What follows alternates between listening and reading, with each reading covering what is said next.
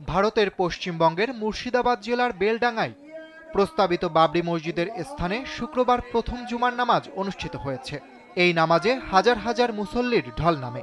১৯৯২ সালের ৬ ডিসেম্বর ভেঙে ফেলা হয়েছিল অযোধ্যার ঐতিহাসিক বাবরি মসজিদ। সেই ঘটনাকে কেন্দ্র করে ওই সময় আলোড়ন সৃষ্টি হয়। আর সে কথা মাথায় রেখেই এই দিনেই মুর্শিদাবাদে বাবরি মসজিদের ভিত্তিপ্রস্তর স্থাপন করেন তৃণমূল কংগ্রেস থেকে বহিষ্কৃত হওয়া বিধায়ক হুমায়ুন কবির। মূলত এই মসজিদ নির্মাণের ঘোষণা দেওয়ার পর তাকে দল থেকে বহিষ্কার করা হয়। গেল ৬ ডিসেম্বর তিনি এই মসজিদের ভিত্তিপ্রস্তর স্থাপন করেন। শুক্রবার জুমার নামাজ ঘিরে বিশাল আয়োজন করা হয়। সকাল থেকেই ধর্মপ্রাণ হাজার হাজার মুসলিম মসজিদের জন্য নির্ধারিত স্থানে সমবেত হন। নামাজ শেষে প্রায় হাজার খানেক মানুষের জন্য খাবারেরও ব্যবস্থা করা হয়।